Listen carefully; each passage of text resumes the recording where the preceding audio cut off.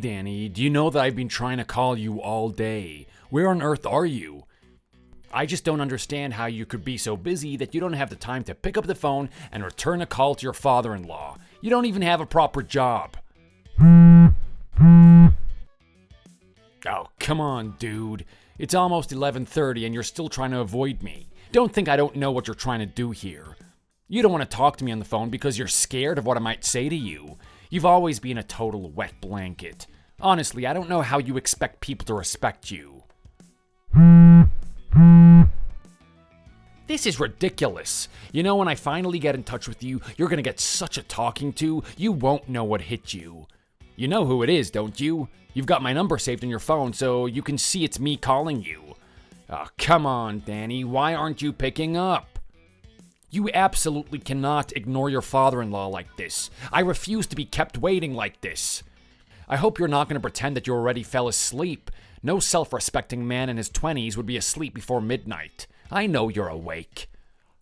Oh, come on, son. Either write back immediately or I'm going to start calling you again. Danny! I'm so sorry, Wayne. I was dozing off. I had my phone on silent all day because we had a bereavement at work, and the office is really subdued right now. What do you mean you had a bereavement? Did one of your coworkers die or something? That's ridiculous. Aren't they all in their 20s like you? But I don't know how that's a good excuse for you to be falling asleep at 11 p.m.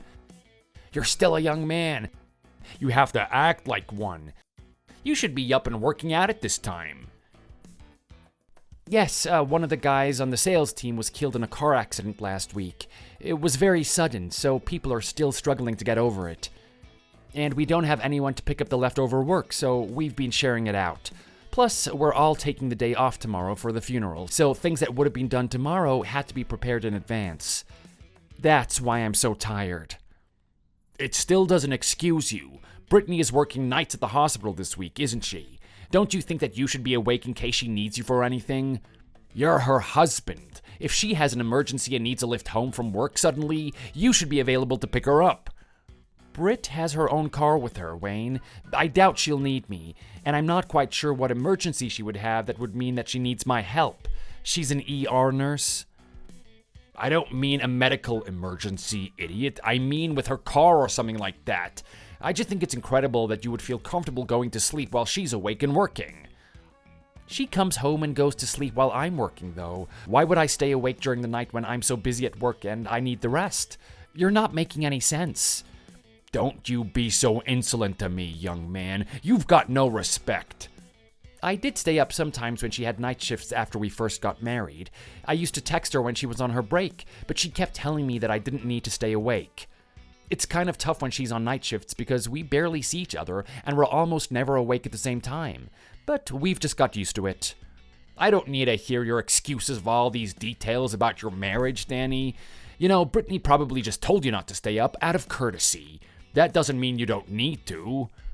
Sure, you're probably right. But she never had an emergency she needed me to deal with in all of these years. She's in the best place, really, if anything happens with her allergies, isn't she? Is that what you were calling about today? You just wanted to remind me to stay awake while Brittany was at work? It looks like you tried to call me a bunch of times today, but I honestly only just got a moment myself to check my phone and I fell asleep instead. But it's really late for you to be calling now. I hope nothing happened. Was there something you urgently needed to discuss? Oh, I'd completely forgotten why I called you because I was so shocked that you'd be asleep. And it's taken you so long to text me back. After a few tries, I just had to give up and wait until the time that I knew that you would be at home. Again, I'm sorry that I couldn't take your call today or text you back during the day. I hope you understand that I had a good reason to leave it to this late.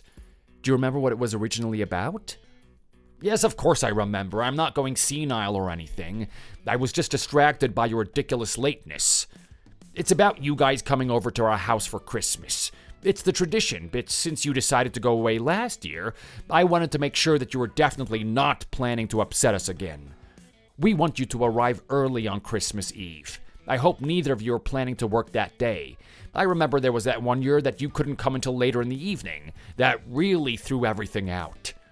But you'll need to get here earlier this year because Caroline has decided that she can't cook for everyone this year. It's just too much hard work and stress and ruins the holiday for both of us. You'll be cooking the turkey and Caroline will handle the vegetables. Those take a practiced hand, so I don't think we can trust you with something requiring that level of expertise. But the turkey should be easy. I'll send you some photos so you can see what it should look like. It better be exactly like the turkey we've had in previous years. If you're not sure how to do it, I suggest you practice a couple of times before the day. I won't allow you to make a mess of this. Christmas is a very important occasion for us. We can't eat a dry, tasteless turkey. Do you understand? I'm sorry, I'm not sure I do understand. You want Brittany and me to cook the turkey for Christmas dinner in your kitchen? I don't think either of us has even roasted anything before, so it seems like a big risk to take if you want your Christmas dinner to be delicious. Plus, a turkey on Christmas? That's not something we've ever done before. Perhaps we could all just agree to help out in the kitchen this year.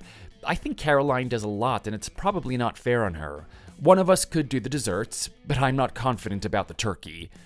There's probably a lot we could do to help with decorating the table and things like that too. I'm just worried that if we try cooking a turkey for the first time on Christmas Day, it could be a disaster.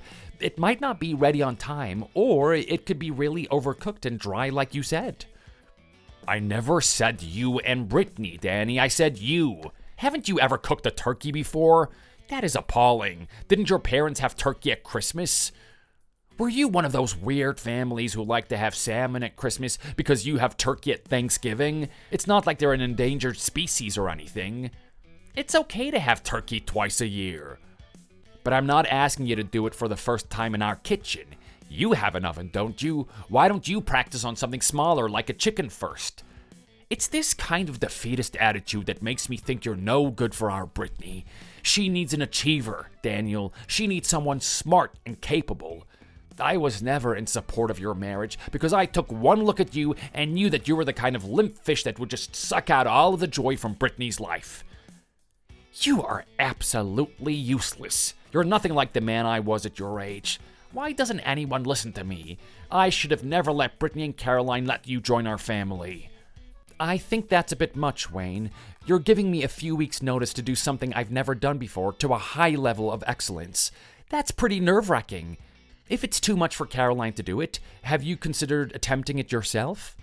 Or, alternatively, I'm sure there are restaurants and catering services who could deliver you a perfectly cooked turkey at a reasonable price. Why don't you look into having it catered? But like you said, there are plenty of other options, and turkey isn't the only thing that people like to eat at Christmas. If you don't like salmon, we could get a ham and have a cold buffet lunch or something like that. I'm sure there are a lot of other possibilities that would be far more preferable to having someone as inexperienced as me cook a turkey. If you just think about it, I'm sure you would agree. It's not really a risk worth taking when you consider how badly it could go wrong.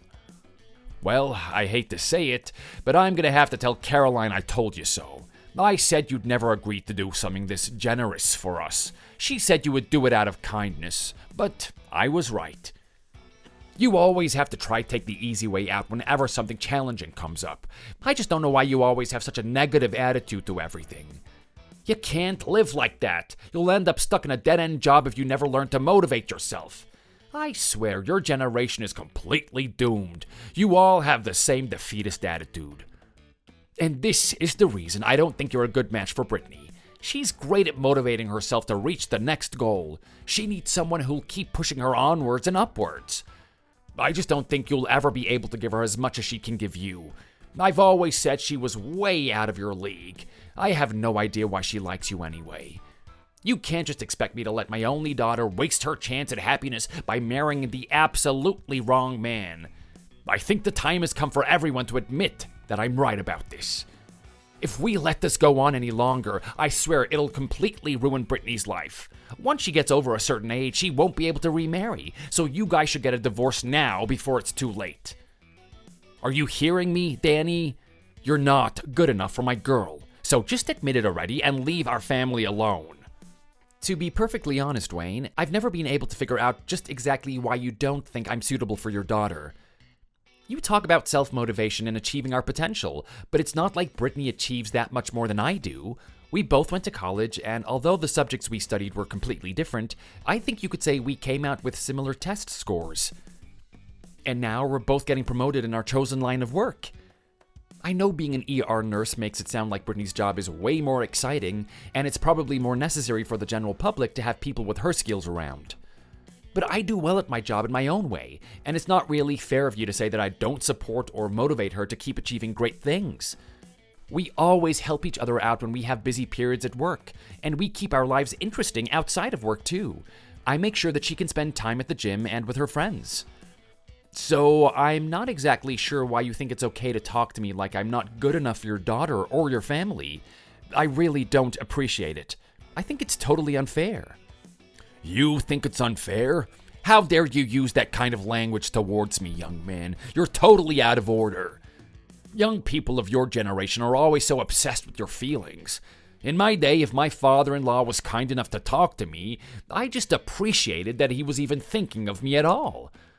Most of the time, he just ignored me and pretended I didn't exist. You don't know how lucky you are that I take such an interest in my daughter's life.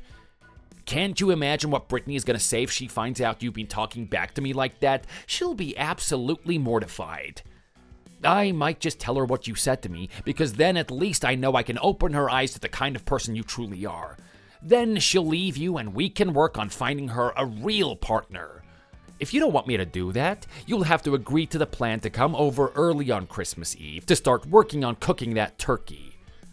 Nothing you say is going to change our plan, so you might as well just agree to it. And since it's taking so long to get you to agree to cook the turkey, I guess we'll just have to get you to make the cranberry sauce and stuffing as well. But those are things that you can make in advance. And you can bring a dozen bottles of champagne with you, and I'll expect you to pay for the food. That ought to make up for the insolence I just received. But you should know that Brittany's brothers are coming with their wives and kids as well. So with the 4 of us, that'll be 12 people in total for dinner. And we'll all be eating together, so there's going to be plenty of food and all of it needs to be ready at the same time. But some of the kids might not want to eat the turkey, so we should probably do a mac and cheese as well. You'll just have to deal with that. You should probably talk to Brittany's brothers about what they need. Wayne, this is all beginning to sound really expensive and excessive to me. I'm not really sure that Brittany and I can afford to pay for a Christmas dinner for 12 people. And you're asking me to cook most of it as well? What about Britt's brothers? Aren't either of them or their wives able to help out in the kitchen? I don't mind doing my part, but if we share out the tasks, then I think it'll be much easier, and it's far more likely to taste good that way than if you rely on me by myself. But when it comes to the money, and you're asking me to pay for all of this, I don't think I can do it. I'd have to get a loan or something. Can't you see how difficult this is becoming for me? Please be rational. If you make life difficult for me like this, you're going to make it difficult for your daughter as well. There you go, being a cheapskate again. Why do you always think you're going to get away with avoiding paying for things, Danny? A real man would just be quiet and pay the bill and not take any credit for it. But you're all about getting away with paying as little as possible. It's disgusting. Christmas isn't even about money, it's about making memories. You can't put a price on a child's happy face on Christmas morning. Who cares how much it costs? Just get the loan. Oh, that reminds me. My grandchildren are coming here as well, so obviously you'll be expected to give them each around $150. That's $300 in total for each family, which is actually in addition to their presents. They'll need something to open as well, because that's where the magic is, right? So you'll need another $600 on top of whatever you estimate for the food and drink. I'm just letting you know now so that you can take out an appropriate loan. Knowing you, you'd earn the side of caution and not borrow enough money. That would be more expensive in the long run, though. Don't do that. Wayne, you don't need to tell me to give my nieces and nephews Christmas money. I always fully intended to do that, even if you hadn't reminded me. But I've been talking it over with Brittany. She's going to be contributing after all, and they're her brother's kids, so she should probably help to decide what to give them. And we were talking about how the eldest is already in junior high school, but the youngest has only just started preschool. Do you really think it's fair to give them all the same amount? I think $150 is a bit much, even for a junior high school age kid. But if Brittany agrees that that's the amount that she wants to give, I'm fine with it. But I really don't think that amount would be right for a preschooler. What are they going to do with that amount of money? What would a preschooler spend that on? They only want toys and games, right? I could understand if a junior high school kid is saving money to buy a new games console or a bike or something, but a preschooler doesn't need expensive stuff. I thought $50 would be enough for the younger ones. Oh, I forgot that you don't have any nieces or nephews on your side of the family. Of course you wouldn't understand. And you don't have any kids of your own, so I suppose I'll have to explain it to you slowly. Raising a family actually takes a huge amount of money. They don't just need toys and games, they need furniture and food and clothes and all sorts of things like that. By giving the money to those kids, you're actually helping out their parents. You guys earn 2 salaries, but you don't have any kids or anything to pay for, so you should contribute. If anything, I'd say you should give more than $150 per kid. $200 or $300 might be more appropriate. I knew you would complain about the money. You're nothing but a cheapskate. You have no generosity at all. I honestly can't understand why Brittany likes you at all. You're such an embarrassment to Caroline and I. If you ever want to have my good opinion, you'll do what I ask and cook the Christmas dinner properly. And when you arrive, you can give the money for the kids directly to me. Make it the whole $600 and don't make up any ridiculous excuse about what you think a preschooler needs. Nobody cares what you think, so you can keep those opinions to yourself. I was planning on giving the Christmas money directly to the kids or their parents. I'm not really sure why I would have to give it to you first. Why should I do that? You're making it sound like you're gonna take half the money, give the kids a smaller amount, and make me out to be a cheapskate. I hope that's not the plan. Of course I'm not gonna take the money. It is incredibly rude of you to suggest such a thing. I would let you give it to them directly, it's just that I don't trust you. I'm gonna need to count the money before you hand it over, so that I can be sure you haven't decided to give them less. I'm sure you'd try something like that without telling Brittany. I'm just still worried about those poor kids and their hardworking parents. They need all the help they can get, and you're here arguing away like an extra $50 is gonna ruin you? I just have to be the responsible parent and grandparent. I need my family to be properly looked after. That's why you'll have to give the money to me as soon as you walk in the house. I want to see the amount that you and Brittany agreed on before you have a chance to change it without her knowing. But this is all besides the point. You really have to get out of the habit of questioning what I ask you to do, Danny. You're my son-in-law. I shouldn't have to explain myself. If I ask you to do something, just shut up and obey me. That's the kind of respect a son-in-law should show his father-in-law. Didn't anyone ever teach you that? Nobody has ever tried to teach me to just obey them without question. I was always taught to think for myself and make up my own mind about things. There's no need for you to ask me to give it to you first so that you can check it. If I decide that I'm going to give the children $150 each, and I promise that, then I'll go through with it. And it's actually none of your business how much I give them. It's up to me and my wife, so you can just leave it to us to decide how much to give and hand over the money. Anyway, it's getting quite late. Brittany and I are about ready for bed, so if you'll excuse me, I think I'll put my phone down now. You should probably be getting to sleep as well. I'm sure you think you're so funny treating your father-in-law like an old man, but you wait right there. You can't just end our conversation because you feel like going to bed. It's up to me to decide when we're done talking. You're doing the Christmas dinner, and I don't want to hear any more arguments about it. Have I made myself clear, Danny? Good night, Wayne.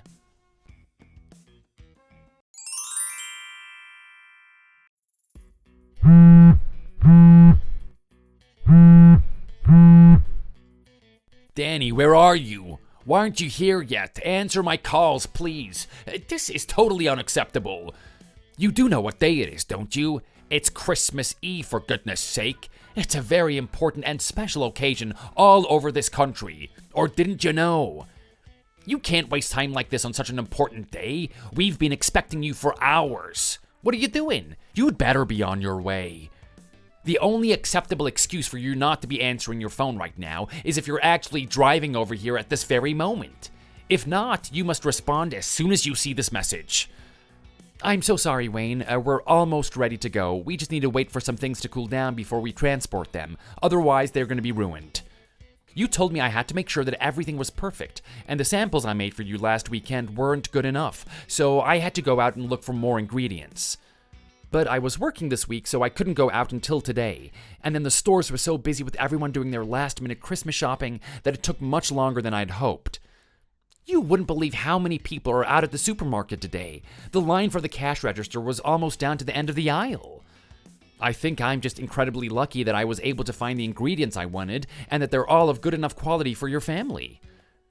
Anyway, the cooking is finished and we should be with you in the next couple of hours. We won't end up being more than an hour or so behind schedule. Brittany said it would be fine, but we don't really have a choice. We can't hurry up the food. Well, it's not my fault that what you made last weekend tasted like absolute garbage. Of course you needed to buy better ingredients. I don't think you should be acting like this is my fault. This is all down to your bad planning and cheap skate corner cutting ideas. If you just made everything to the recipes that I sent you and without messing up, you'd be totally fine. I said you needed to be here at 3 p.m. on Christmas Eve, didn't I? It's almost past that time already and you're nowhere near. You ought to be here to make sure everything is ready for tomorrow. Are you going to be responsible for ruining Christmas for all of your in-laws, including the little children? Can you really live knowing that you spoiled the best time of the year for those kids? Of course, everything needs to be perfect, but that means making everything on time and being here on time to set it up and help with wrapping the present and all sorts like that. Some of the things you were making were supposed to be for the evening as well, weren't they? We agreed that when we saw you last weekend. Brittany's brothers and their families have almost arrived and there's nothing here for them to snack on because all the food is at your house cooling down. For heaven's sake, Danny, it's already a disaster. I've already apologized for the delay, Wayne. Can't you understand how much pressure you're putting us under? It's not just me, Britt is also suffering because of this. She's been trying her best to help and make sure that everything is finished, but the tasks you've set us is basically impossible, and she had to go out to meet her friends. They've had this college get-together planned for months, so I couldn't exactly ask her to cancel just to help me out. I don't even know why you've got Brittany involved. It's you I asked to help with this. You had no right to make her feel like she had to help you. You can't blame me if you both feel pressure. It wasn't an impossible task. You just obviously didn't plan well enough. But this is all totally irrelevant. It doesn't matter how you feel about this or what Brittany's doing about it. What matters is being ready for when the others get here. Are you sure they're gonna make it, Wayne? We had a message on the family group chat about a seriously heavy snowfall up their way. It said that the traffic was really heavy and some of the roads were closed. They're still trying, but I think that they might not be able to get to your place until tomorrow. Didn't you see the message? I thought it was sent to all of us. In any case, that's the situation, and I'm not really sure you need to worry so much about the food being there early. Yes, I've seen the message. I expect Steven is just being cautious. That's what he's always like. You just wait and see. They'll be here this evening as expected. It's definitely not a good reason for you to think it's acceptable to just delay the food and slack off like this. We don't know exactly when the others will get here, and that's all the more reason for you to get everything, just in case it's needed. I just can't believe how irresponsible all of you kids are. The boys live miles away, so they should have planned ahead and traveled earlier. Snow is not an acceptable reason to be late for Christmas. And Brittany has just gone out drinking with her college friends? Couldn't you stop her from making such an inconvenient plan? I know they all have to have this party because one of their friends has just come back from working overseas or something, but who cares about that? It's Christmas Eve, and we're supposed to be spending time together as a family. That's why they say blood is thicker than water. It's more valuable, too. I don't see why her friends can't wait. So now it's just Caroline and me sat here waiting for you to turn up with the food, which will probably be inedible. And neither of us particularly wants to spend time with you. This is the absolute worst Christmas I think we have ever had. I expect it'll get worse tomorrow. If the boys don't get here till late, it'll just be you and a hungover Brittany at breakfast. What a complete shambles. The holidays are a time for celebration, but who can celebrate stuck at home with their useless son-in-law? I'm sorry, but there is nothing I can do about any of that right now, Wayne. I realize it's an inconvenience to you, but it's like I said, they made the plan a while ago and Britt said that you were fine with it. And I obviously can't help with the snow.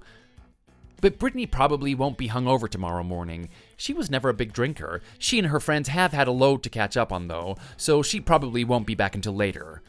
Do you still want me to hurry over with the food when it cools down? I'm not sure if you'll be so happy to see me if it's just me by myself, but I've promised to come, so I'll be there if you want me. And I'm hoping you'll be happy with the food for tonight and tomorrow.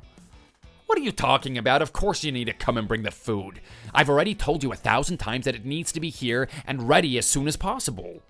You're already late and you're talking about delaying even longer? Are you stupid? Just get here as soon as you can. It snowed here this afternoon as well, and I need you to clear the drive for the other cars. You can just park on the street, but the driveway needs to be clear for Brittany's brothers to park. And maybe you should pick up some salt on your way here to keep it from freezing. Once that's finished, I'm going to need you to shovel the snow from the deck and the path around the side of the house as well. It's all covered and it's not safe for the kids.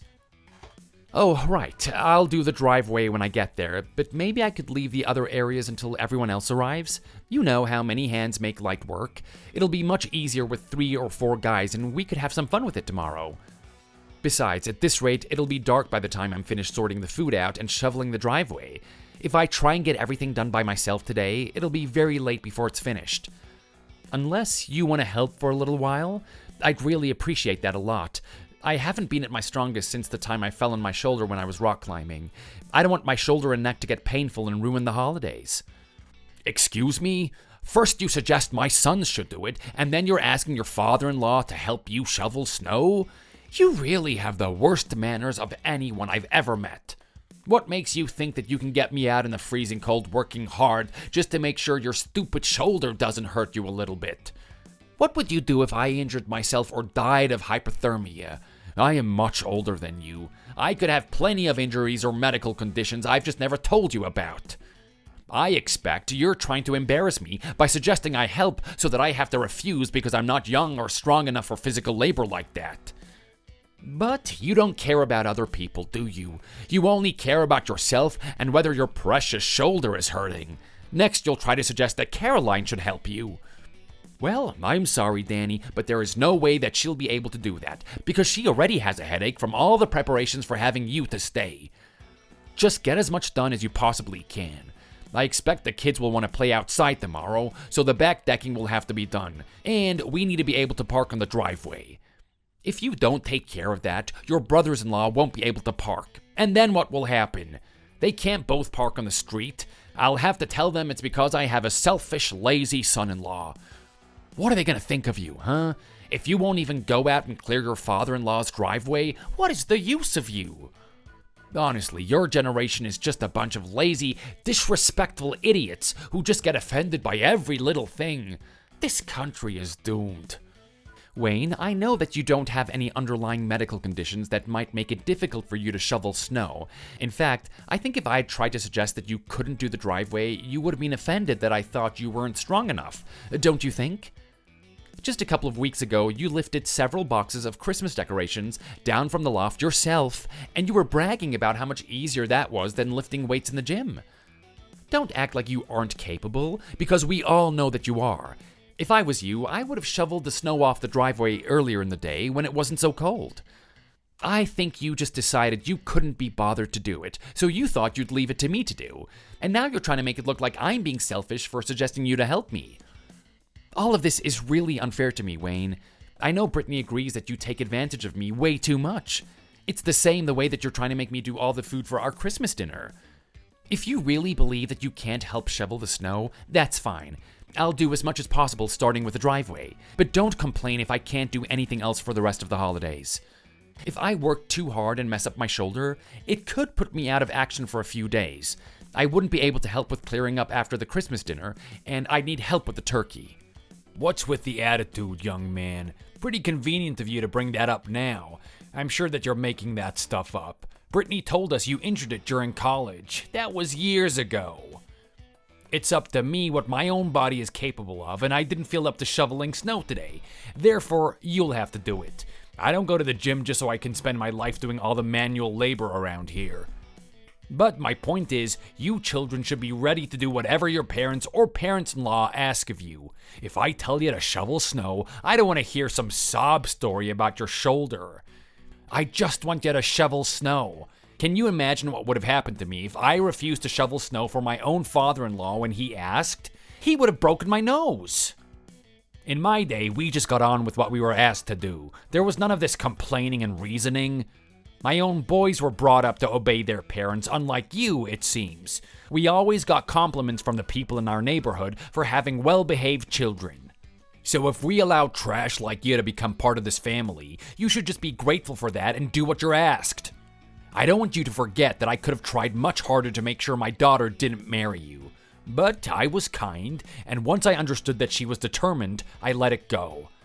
I certainly wish now that I would have just put my foot down and refused to let her go through with it. It would have saved me a whole lot of trouble in the long term. But instead of being happy and grateful that I accepted you, you're telling me that I'm unfair towards you and you don't want to shovel all of the snow? What a whiny little baby you are. Okay, Wayne, have it your way. I absolutely promise to shovel all of the snow regardless of how dark it gets or how painful my shoulder becomes.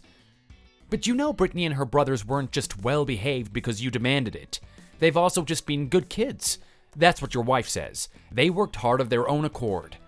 And these days we all get along just fine. I don't feel threatened by your bad opinion because I know I have the respect of your daughter and sons at least. So all of these threats to get rid of me and insults about my upbringing are pretty pointless. I'm not going anywhere. I'm married to your daughter, and neither of us is planning on changing that. Well, I'm sure that's what Brittany wants you to think. I reckon if I have the time and inclination, I could convince her to get rid of you. Are you sure you want to try me? And you know nothing about my family. I raised all 3 of those kids and made them who they are today. If Caroline said they were just good kids, it's because she doesn't understand the training I put them through to make them into good kids. Well, you weren't the only one who raised them anyway. Caroline clearly had a role in making them the kind, well-rounded individuals I know.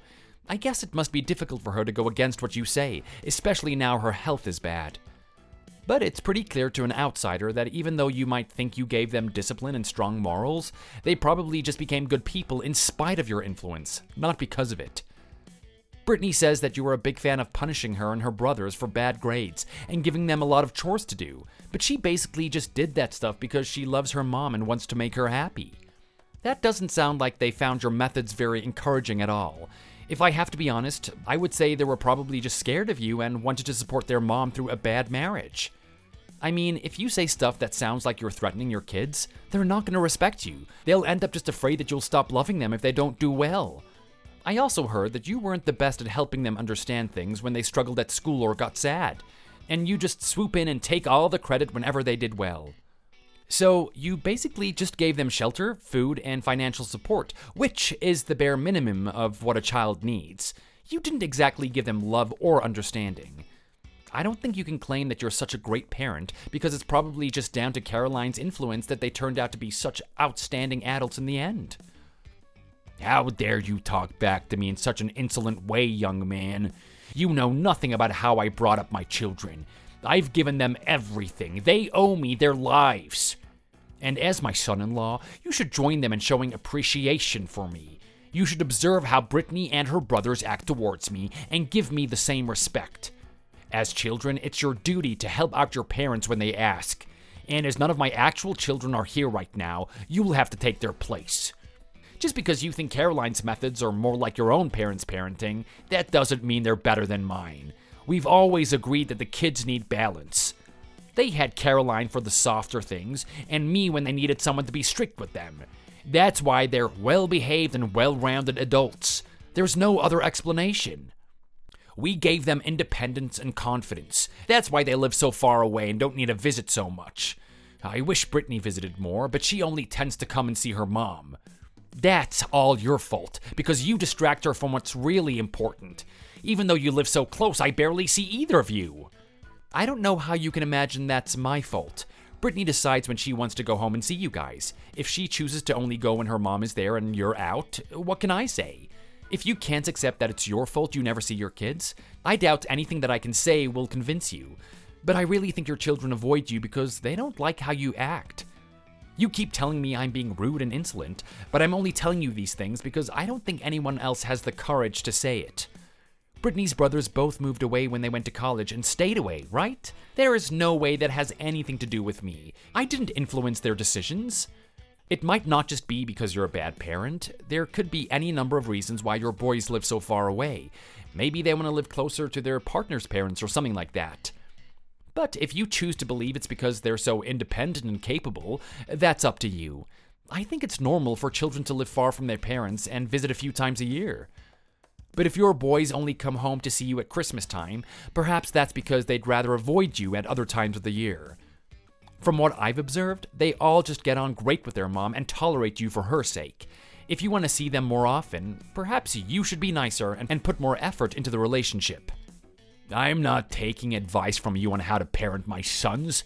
I've got years of experience in how to deal with my children, and you haven't even had any kids yet. I don't know who you think you are. I don't know how you got into the same college as my daughter, coming from poverty like you did, but you definitely don't deserve to have the education you got. Here's what I think. I think Brittany's brothers are so embarrassed to have you as part of the family that they live so far away and never visit so they can avoid you and not me. They don't want to associate themselves and their families with someone from such a lower class background. You should be ashamed that you're driving my family away from me like that. Are you serious, Wayne? Nobody thinks like that. It is shocking that you would even consider it as an explanation. But I guess you'll try anything from having to admit your children don't like you. Now you're just whining because you know I'm right. Look, why don't you just stop arguing with me and get yourself over here with that food? The snow isn't gonna shovel itself, you know. For goodness sake, Danny, everything you do is an embarrassment to me. I can't wait to take a look at the Christmas dinner you're cooking tomorrow. I bet it's gonna be pure garbage. And when you hand over the Christmas money, we'll all wait till you leave the room and then have a good laugh about how you think $50 is enough for one child. Honestly, the only reason you're a part of this family is because Brittany is delusional enough to think she loves you. Anyone with any brains knows that's a terrible reason to marry someone. Marriage ought to be about finding someone who makes a good partner for you and gives you the encouragement you need to do better in life. Love has nothing to do with it. That seems like the kind of opinion people have when they value money and pride more than happiness. You're welcome to think that way, but you won't be allowed to interfere in Brittany's happiness anymore. We can only tolerate you for Caroline's sake. I hope you know that. So, in the interest of keeping everyone happy, I'll just carry on pretending we can get along. The food is cool now, so I'll pack it up and drive over there. Then I'll help you and Caroline set everything up for tonight and tomorrow. After that, I'll shovel the snow from the drive and as much of the back decking as possible. You'll be satisfied with that, right? Because after that, I think I'll need a rest. You keep saying you'll do all of this stuff, but you're still extremely late. Get over here as quickly as you can and get to work. You hurry up now, or there's going to be consequences.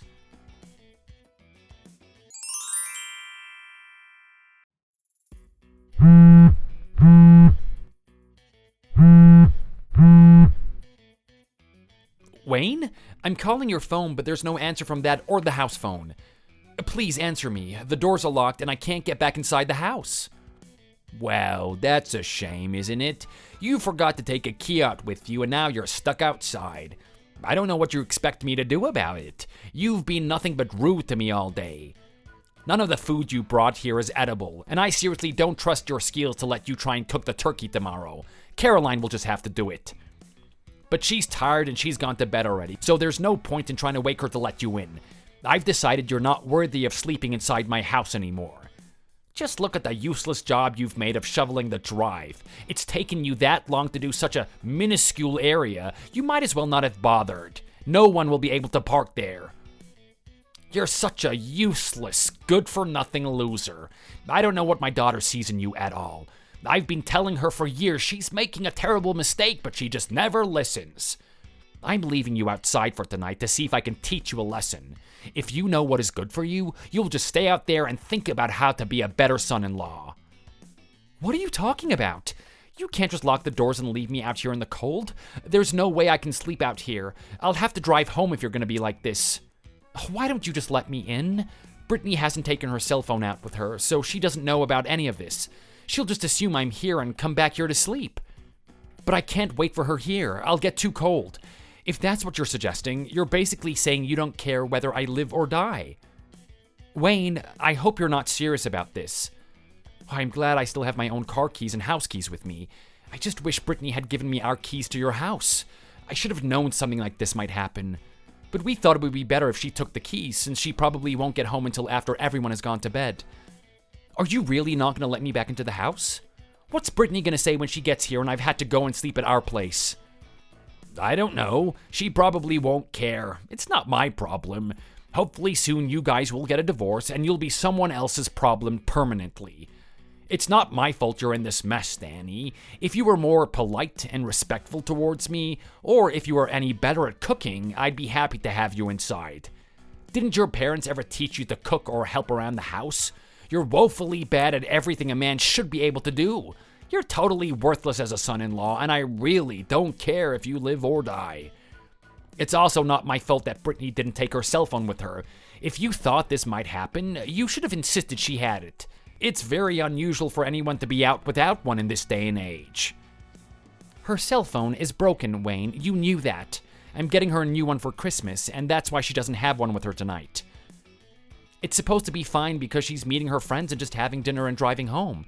She has my number if there's an emergency, so she can call me on her friend's phone. But I don't have her friend's number. We didn't think it would be necessary. Why do you have to make everything so difficult for us? Are you going to wait up so when Brittany gets here, you can tell her what you did and why I'm not there? No, I'll just tell her you decided to go home to sleep because you were embarrassed that your food was so bad, which you should be. If you're going to take it upon yourself to drive home this late on Christmas Eve, just go ahead. You won't be welcome back here in the morning, so you can just spend Christmas by yourself. You've left the kids' Christmas money here, right? It's probably in one of those bags of presents you brought, isn't it? As long as all the presents are here and the food is here, there's no reason for you to be here. We'll take care of the turkey so you can just go home and eat your poor people Christmas dinner. What will you have? Boiled rice and vegetables or something like that, I guess? I hope you enjoy it. It'll just be like Christmas at home, won't it? I don't know why I even considered having you here to sleep and spend Christmas with us. This arrangement is far better. I can't believe you're acting like this. This is completely irresponsible. How would you feel if someone treated one of your own children like this? I know you hate me, but what you're doing is borderline criminal. You can't seriously expect me to sleep outside in the snow, so I'm guessing you just don't care what I do. This is so cruel and unfair. I've worked extremely hard to please you with the cooking and shoveling the snow from your drive. I don't deserve to be thrown out of the house. I thought I was going to be able to spend a nice holiday with Brittany and her brothers and their families, who are all nice, respectful people. I did everything you said because I didn't want to make life difficult for the rest of the family. But now you're just going to exclude me anyway? Did you ever intend to eat the food I cooked, or was it all part of the plan to give you an excuse to throw me out? Actually, leaving you outside shoveling the snow was just a spur-of-the-moment idea, but I must say it's a very good one. I don't know why I didn't think of it earlier. But this is not my fault, and you can't out the blame on me. It's you who isn't up to scratch, so don't start crying about how you did your best. It's so humiliating to have to deal with such an emotional wreck of a man like you. You have absolutely no backbone, do you? It makes me cringe to even imagine that you were out there weeping into your polo neck sweatshirt about how you don't deserve to be treated like this. I don't know how Brittany can stand you. I don't even understand why you can't even cook. I thought all poor people had to learn how to cook since they couldn't afford to eat out. Have you been feeding my poor daughter your disgusting cooking all this time? I bet she only eats what you make because she doesn't want to offend you. There are a lot of things I don't understand about why Brittany agreed to marry you, Danny, but the biggest problem is how you act. You never acted like a real man. All you do is whine about how everything makes you feel. A proper grown adult male wouldn't just get sad about being left outside in the snow. He'd do something about it. Fine, I'm gonna do something about it. You win. I'm in the car and I'll be driving back to my place. When Brittany gets home, you can tell her where I am and why. But don't worry about me crying and whining about it, because I'm done being reasonable with you. You have gone too far this time, Wayne. I'm gonna make sure you pay for treating me like this. Oh, here come the threats. I hope you don't think you're going to beat me in a boxing match or something. You'd last about 5 seconds. Oh, well, you're not going to get back in the house tonight to beat me up, so go ahead and get off to your cold, empty apartment. It'll be sad for you to spend the holidays alone at home while your wife's family celebrate together without you, but get used to it. I expect by next year, you'll be alone for good. You're so pathetic, Danny. It would be funny if it wasn't so embarrassing. It's just a shame that you're so far away from your own parents' house, or you could spend the holidays there. But did you move away to avoid them because they're such bad parents? That's what you were saying about my boys, isn't it? But it looks like you need to take a long, hard look in the mirror instead of worrying about me and my family. Maybe if you start driving now, you could be with your own family in a couple of days' time. I bet there aren't many flights on Christmas Day. Oh well, probably best just to accept that you're going to be alone for the holidays this year. If Brittany asks, I'll just tell her that's what you wanted. Don't blame me. You're the one who messed everything up and disappointed your parents-in-law. There's nothing we can do about it now. You might as well leave. Don't worry, I am leaving. I'll let you take care of Brittany for tonight. She should be back before midnight, so try to wait up and make sure she gets in okay. But you're a loving parent, so you probably don't need to hear this. I'm just worried if she decided to drink, she might need some help. She'll be fine. She's not drinking because she's driving. That's what you said. Just leave, Danny. No one wants you here. Luckily for you, I expect there won't be much traffic on the road, so you should make it home pretty easily. Everyone else is probably safe at home. But drive safe anyway. I hope the roads aren't icy. Imagine if you came off the road into a ditch and had to spend the night there. I wonder when we'd finally hear about it. If you had an accident, try not to get found or taken to hospital too soon, because we don't want to have to interrupt our Christmas celebrations to mourn your passing. You're a hideous person, Wayne. Thanks for finally showing me exactly how cruel you are. This way, I won't regret having to cut you out of my life. Bye.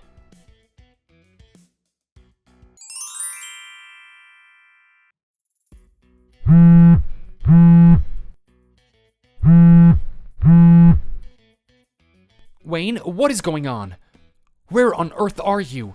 I just got a call from Caroline. She said they couldn't find you and you're not answering your phone. Well, if I'm not answering my wife's calls, what makes you think I'm going to want to talk to you, you little freak? Do you think I like you more than her or something? Why are you bothering me again so soon? I thought I made it clear enough last night that I want you out of my life. I especially don't need you ruining my day. I'm going out for my morning walk. I always go for a walk on Christmas morning, and you're just lucky I sat down for a rest when you texted me. My phone is usually on silent, but I happen to be looking at it. What do you want? I'm having a nice relaxing time right now, and I don't need any stupid interruptions from you. You must be joking. You're out for a walk? That's not even an excuse. A Christmas morning walk is the lamest reason not to answer your phone that I've ever heard. What happened when Brittany got home yesterday? I told you to look after her, didn't I?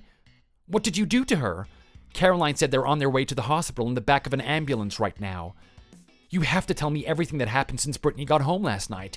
Caroline said she's having an allergic reaction to something? What are you talking about? I don't understand. Who was having an allergic reaction? Brittany? She hasn't had a reaction in years. She always keeps track of everything she can and can't eat. Was there something in your disgusting food she's allergic to? What have you done to my daughter? Oh, I bet you've put something in that food to hurt my daughter, haven't you? You said you'd make sure I was punished. It's not something I've done, Wayne. I'm pretty sure it's something that you've done. That's why I need to know exactly what happened after she came home. Nothing happened. She got a taxi home because she had a couple of drinks, so she told me to get her a glass of water and some painkillers from the cupboard. But she was so tired she just went straight to bed. Then she came downstairs yelling about why you weren't there and where you were and all that rubbish, so I told her you decided to go home. Okay, is that it? Didn't you see her again when you left for your walk? Caroline said that she got up straight after you and went out to the kitchen to get water and found Brittany collapsed on the kitchen table. Ugh, don't be ridiculous. She wasn't collapsed, she was asleep. She must have just fallen asleep there after I went to bed. It's not that weird. I thought I could trust you to take care of your own daughter, Wayne. But it turns out you don't even care enough to check if she's breathing properly, or what painkillers you were offering her. Caroline said the bottle of aspirin was next to her. I guess that's the bottle you got out for her last night, isn't it? She must have taken them without checking the label. I'm sure she just thought that you made sure to give her something that she could take without going into anaphylactic shock, but it turns out that you don't pay attention enough for that. Yeah, I put the aspirin out for her. She's not allergic to that one, is she? I thought it was the other thing she was allergic to, the Tylenol or whatever it is. Just don't give her anything if you're not sure. What kind of a parent are you? Especially if she's been drinking and she's not likely to check the labels properly. Aspirin is one of the things that she's allergic to now. It developed a couple of years back. Why don't you remember? Hey, you can't make this into my fault. I didn't force her to take those tablets. I was just trying to be helpful because she asked me to bring her painkillers. But you're her father. You're supposed to remember the things she's allergic to. And if she looks like she's passed out at the kitchen table with a bottle of medicine next to her, you should probably check she's okay, don't you think? I can't believe you would be so irresponsible. I should have just listened to my gut last night and refused to leave until I'd seen her. You don't care about anyone other than yourself.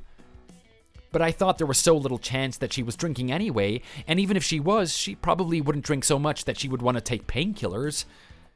And I thought that even if she did want to take painkillers, you or Caroline would make sure that she took the right ones. Why did you even have aspirin in your house when your daughter is allergic to it? We're really lucky that Caroline got up straight after you and found Brittany in the kitchen.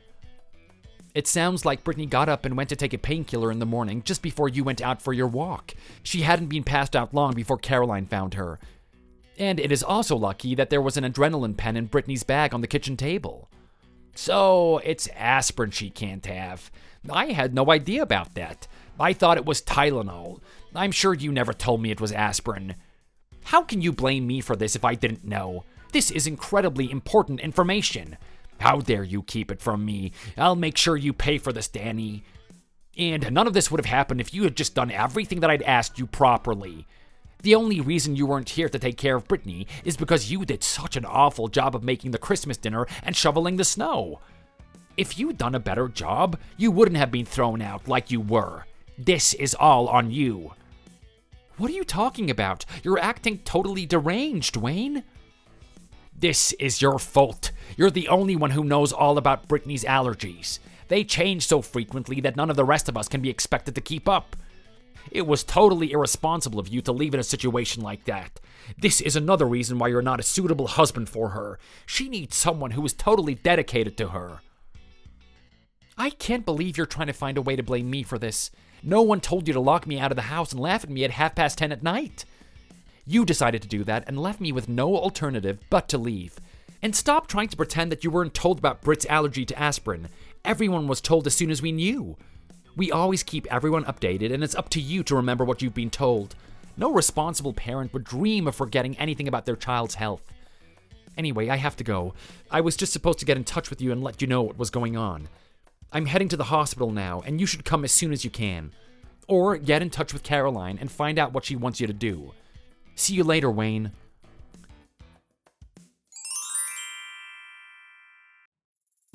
Hey, Danny. How's Brittany? Is she okay?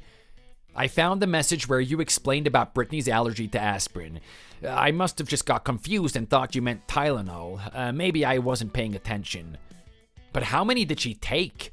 Why didn't she check first? I guess she was just sleepy and forgot to check what she was taking. I don't think we can really hold her responsible. She just grabbed the packet of painkillers you put out for her and downed a couple. Then I think she put her head down on the table and fainted. So it was very lucky that her mom walked in and found her before the allergic reaction got too bad. She checked and realized that Britt's face looked swollen and blotchy, so she used the EpiPen. You must have not looked at her when you left, because I'm sure you would have noticed her face was red or something. Anyway, it's gonna be fine. Britt didn't start to suffocate, and the ambulance got to them and took her to the hospital in time to make sure that no real damage was caused. But I think Britt might be in hospital for tonight at least. After she gets out, I'll take her back to our apartment. I'm sorry, but I don't think anyone will be coming to spend Christmas with you. Caroline is still here, but she said she doesn't want you to come to the hospital. I think she's still quite angry with you, because she can't shake the idea what could have happened if she hadn't got up at that moment. And Brittany's brothers have decided it's too late and too much trouble to drive all the way up here, considering that now Christmas celebrations won't be happening. They're saying they'll come to visit in a couple of days. They're both off until the new year, so there's plenty of time for them to come after Brittany gets out of hospital. I've been on the phone with them both and told them it's nothing to worry about, so they're happy to postpone. Oh, so it's not really a big deal now. What a relief. What a pain in the butt all of Brittany's allergies are. I honestly never knew a child could be so annoying with their medical needs. It's been like this since she was a little girl. I just can't keep up with all of her problems. But we've talked about how all of this is your fault, and I stand by what I said before. Don't think just because you're playing doting husband now that you're gonna get away with abandoning her like that. You need to tell Caroline to call me so that I can explain what happened and why you weren't there to take care of your wife like you should. The whole family will understand that you're responsible for ruining their Christmas and almost killing Brittany. I hope you're going to take this time in the hospital to reflect on your actions and make sure you never make those mistakes again. So you're not even interested in apologizing for putting your daughter's life in danger? You're still determined to make me take the blame? I honestly don't think that's going to work. You can try to twist the circumstances to make it look like I made the wrong decisions, but I don't think anyone is going to believe you. I would have thought that you'd be calling Caroline to apologize and beg her to let you come to the hospital to be with your daughter, but you don't seem bothered. Are you just sat at home? No, I'm not at home. I figured it would be pointless for me to go to the hospital too. There's nothing I can do there. I've come out for a game of golf while all of this blows over. Just send me an update later, or get Caroline to call me when she's heading home. Are you kidding me? You've gone out for a game of golf? Have you forgotten your wife doesn't drive? She came here in the ambulance. She's gonna need a lift home, but I'll have to wait here for Brittany. I was expecting you to offer to come and pick her up. You need to call her, apologize, and come get her so you can spend the rest of Christmas Day together. What made you think you could go out for a game of golf? Well, it is the quietest day of the year for golf. There's only the people who don't celebrate, and not many of them either. It's the best day to play. If I'm honest, I'd rather be playing golf than sitting around talking to you and eating your awful food, so I should call and thank Brittany for giving me a day of freedom. You're the most inconsiderate and selfish person I think I've ever met. You spend all your time talking about how I'm not good enough for your daughter, and you're so proud of her. And now she's in the hospital, and you won't even come and visit her? I don't think you actually care about her at all, do you? You just said it was nothing to worry about. Brittany's brothers aren't going to the hospital to visit her, so why should I go? I've just explained to you how today is the perfect day to play golf. The mess you got Brittany in has absolutely nothing to do with me. I don't see why you're making it into my problem. But I need to remind you, you need to come back to our house once you're finished at the hospital. There's all sorts of mess in the kitchen for you to clear up. You can just bring Caroline back and tidy the leftover food and everything away, and then go back to the hospital after that. Just choose a moment when Brittany is asleep and there won't be any problems. She won't even notice you're gone. Considering the circumstances, couldn't you tidy up the kitchen and then come and collect Caroline? It seems unfair to expect me to do everything while you play golf. But I guess I have no right to expect better behavior from you. You're not the kind of person to be considerate of others' feelings. Caroline is now saying she'd rather wait with me and come over and stay at our place until Brittany comes home from the hospital.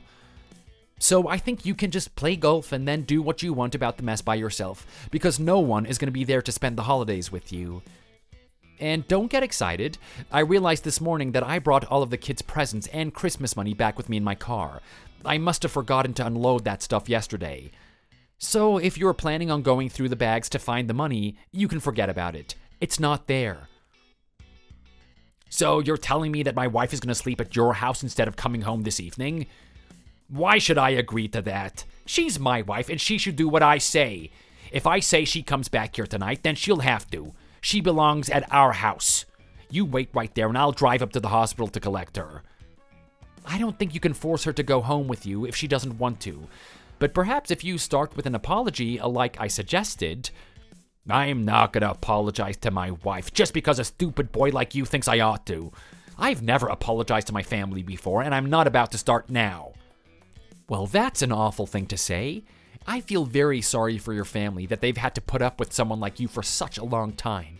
You certainly shouldn't come to the hospital.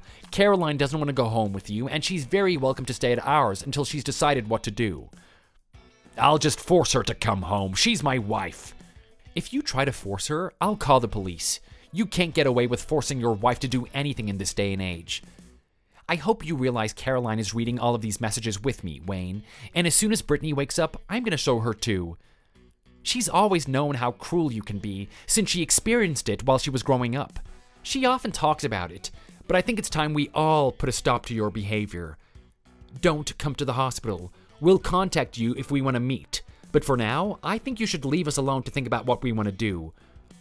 We should probably wait and talk to the whole family together, but considering the circumstances, I expect they'll agree that you're not worth having around. Caroline is already talking about living separately from you. I'm happy to give her as much support as she needs with that. Don't be ridiculous, Danny. There is no way my wife would even consider separating. We've lived together for far too long to think about that. This is either you telling tall stories to try and scare me into apologizing to her, or you've brainwashed her into hating me. Either way, this just stinks of your whiny loser influence. You want everyone to complain and cry about their feelings just like you do.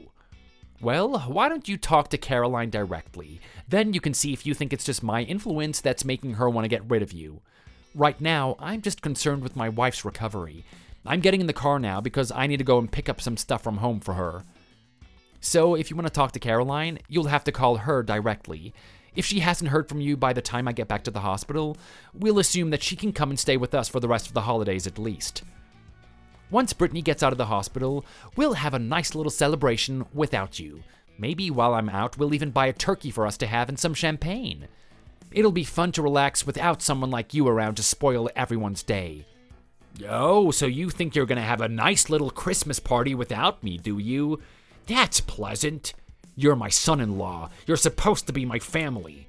Aren't families supposed to look out for each other when they've made mistakes? The church teaches us forgiveness, Danny. Didn't your parents ever take you to church?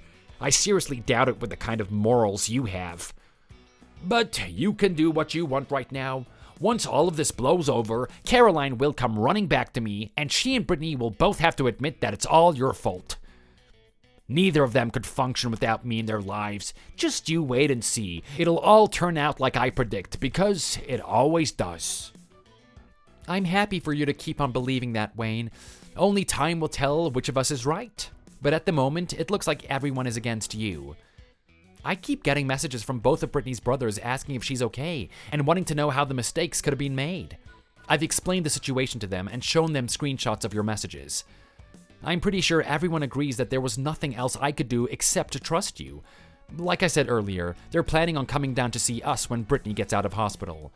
I expect you'll have a chance to explain yourself in person then, and you can try and convince everyone that it's my fault, but your argument is totally illogical, so I doubt you'll succeed.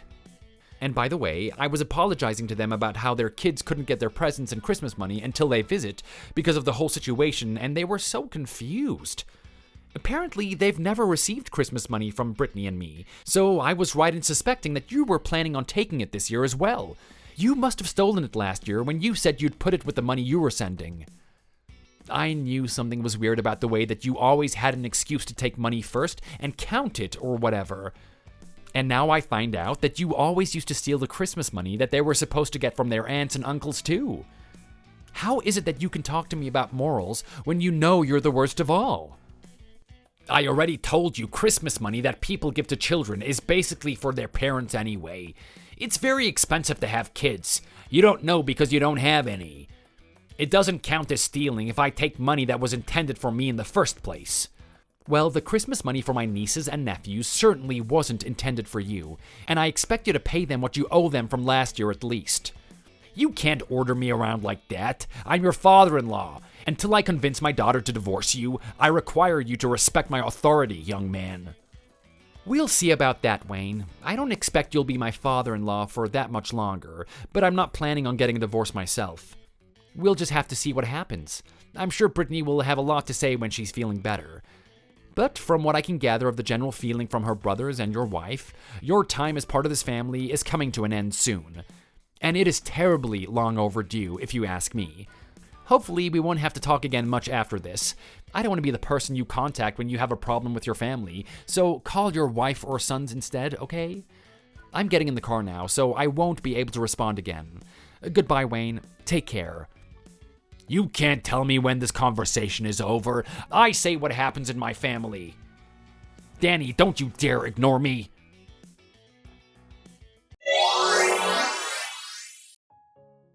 As I could have guessed, Wayne was too much of a coward to call his wife and apologize to her. She was still at the hospital when I returned with Brittany's clothes and stuff. So after Britt was discharged from the hospital, we all went home to our apartment together, and Caroline stayed in our spare room for a couple of months. The longer she stayed with us, the better her health seemed to get, and eventually Brittany managed to convince her that getting a divorce from Wayne was the best possible thing for everyone. It took her a while to see how much better her life would be without him. She's from a traditional family, and she was really opposed to divorce to begin with, because it just wouldn't have been acceptable to her family when her parents were alive. But it was only her upbringing making her feel like that. Almost everything else about Wayne's behavior and their marriage was telling her that she had to leave him. So eventually she managed it. Of course, he wouldn't immediately accept it, and he made a huge fuss about the whole thing. He came over to our house and threatened all of us so much that we had to call the police and get a restraining order. He even tried contacting his sons and making them argue his case, but they were both in favor of the divorce too. They were happy their mom had finally found the courage to get their dad out of their lives. It took a few months, but the divorce was finalized and their assets were split evenly. Now, Caroline lives in a little house near us, and Wayne lives in an apartment in the next city. None of us ever sees him, but according to some old friends, he just works and drinks. He's given up all of his hobbies and never sees any of his friends. It turns out that without Caroline around, nobody likes him much or pays him any attention. I don't think any of his friends have tried hanging out with him at all since they split up.